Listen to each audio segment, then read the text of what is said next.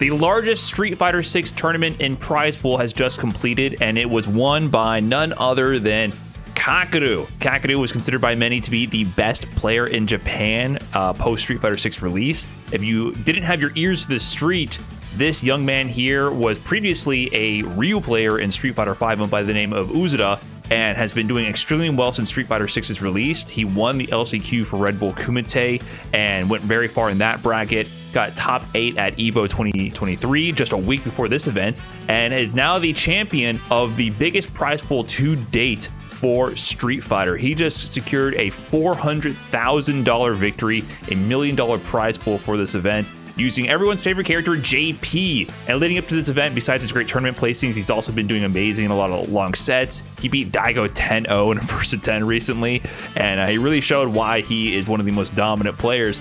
But like I mentioned, it wasn't an easy path for him, because just a week ago, he had to go through one of the toughest bracket losses back-to-back that I've seen in a long time. And he was the man who put Mena RD into losers just before top 8 at EVO 2023, and that forced Mena to go on an incredible losers run, which a lot of people saw. But here he is in winners semifinals of EVO 2023 up against Angry Bird, who, spoilers, goes on to be the EVO champion. He's at match point here, final round, 2-2. Look at this lead he has here. Looks like he has it almost in the back, in the corner, huge life lead, but Angry Bird battles back. And then this level 3 here, it's such a big turnaround here. He gets the CA, which takes 2 bars of drive meter, forces Kakeru into burnout, which means he has no more offensive and defensive mechanics at his disposal, takes plus more frames of block stun from everything, forces him to the corner, gets the drive impact reset for the stun, drops the combo. I forgot about that part, but it was just too much momentum. That level 3 really sealed the deal and forced Kakeru into the loser's bracket. His run isn't over yet. He goes up against Tokido, and he's once again on a final round scenario. The previous round to this one, Kakeru should have already had won. He had such a life lead, and Tokido made an amazing comeback, but we've already seen this clip over and over. But for those who have missed it, look at this situation. Kakeru is fighting for his life in the loser's bracket here. Snipes the fireball with the level 2 activation. Gets in, goes for the reset of a lifetime, and it just misses. And then Tokido reversals out with the level 1 super, ending Kakeru's run. This frame here is like one for the history books. Kakeru goes for the overhead reset, and the portal above him is supposed to send a homing spire to hit the opponent, and it can go at several different angles. For some reason, this is like a 1 in the 100 sort of scenario. The portal doesn't track correctly and doesn't hit Tokido in this moment. It's very hard to recreate this. This is literally just an extremely rare situation, extremely unfortunate for Kakeru. This should have connected with Tokido, popped him up, gave him a combo to definitely kill. Kakeru scrambled to recognize the situation, pick it up from there, and he wasn't able to get it together because you do a different route based on if it hits or not. So it should have hit, and it didn't, and Tokido recognized the situation and supered out. So extremely close sets for Kakeru to not continue his EVO run when he was definitely looking in good shape to win the whole thing. But, you know, luck wasn't really on his side, and his opponents came really clutch, and thus ended his run at, I believe, 5th place at EVO. So his run was cut short, but then on to Gamers8. This was an invitational tournament with all the best players from EVO, including some who didn't go as far, like Daigo and other players. So this was an extremely stacked invitational, $1 million prize pool. Into the top 8, it was looking like Kakeru wasn't going to move on. He had a great run up to this point, and look at where he is right now. He is down 2-0 against Punk. Punk trying to beat the 3rd place curse. He had a great run at EVO and ended at 3rd place as well. And look at this. He's about to lose. We're about to lose 3-0. Spoilers. He doesn't. He doesn't. He goes on from that moment of almost being down to match point, losing 3-0 to Punk, to bring it all the way back. And, you know, he secures his victory over Punk. Punk getting 3rd place back-to-back at both EVO and Gamers8. So he's having fantastic performances, the best performing American player, secures himself a nice chunk of change, especially from this tournament. What a conversion right there. The crouch fierce punish counter makes the 3-0 comeback. Kakeru cheesing it up like, man, I really just did that. I really just did that. Keeps moving on in the bracket. Then it was the rematch. Angry Bird was in grand finals, winner side. Kakeru up in losers. It's the Evo run back, not the grand finals run back, but Angry Bird is the one who put, you know, the initial halt to Kakeru's run. And for this match, let me tell you, there is a key mechanic that Kakeru used to really slow down Angry Bird's momentum. You might have recognized it. Perfect parry. Perfect parry. Not much damage on the conversions, but it takes some drive meter with the punish counter, gives you the momentum. He just kept perfect parrying. Perfect parry. So Angry Bird here is trying to use Dragon Lash, where he hurls himself at the opponent with the kicks. It actually gives Ken a +1 situation, so it's a forward advancing plus on block move. It's really hard to always check consistently. You can of course jab him out of it and get a combo, but you know, Ken has so many ways to dash in, drive rush, run in, fireball, good pokes, and Dragon Lash, and a really good jump. So Ken is a very offensive character. He can really overwhelm your awareness with all these moves, but the fact that Kakeru was so efficient at getting the perfect parry, which allows him to punish Dragon Lash instead of having to take plus frames, it was such a powerful tool to turn around the momentum. If you don't get the perfect parry, you just get a regular parry, then it doesn't really deter Ken from using the move, because he still gets the plus frame situation, right? When you parry regularly, it just prevents your drive meter from going down. It doesn't actually change the frame data, so Ken would still get his offensive momentum and mix-up. But he actually landed the perfect parries over and over, and look at this sequence right here. This one's crazy.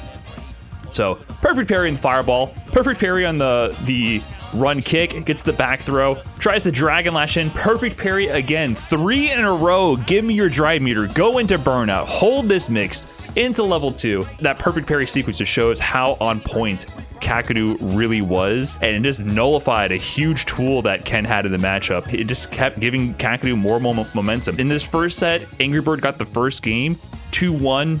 It led into a 3-1 reset for Kakeru in the grand finals, into another 3 games straight. So 6 games straight for Kakeru in this set. Gets the check into the level 3 to win. Angry Bird instantly taking off the headphones with a smile to congratulate his opponent. Kakeru trying to keep the poker face. Trying to keep the poker face here. Whoa, whoa, whoa. If you watch this event, you got very familiar with that. Whoa, whoa, whoa, whoa. Crowd's like, oh man, JP won? Crap, ah, damn. But, you know, I was rooting for my boy, Kakeru, the king of the JPs. You know, people have been bemoaning this character, but I think Kakeru is the only person who's really elevated this character to that next level.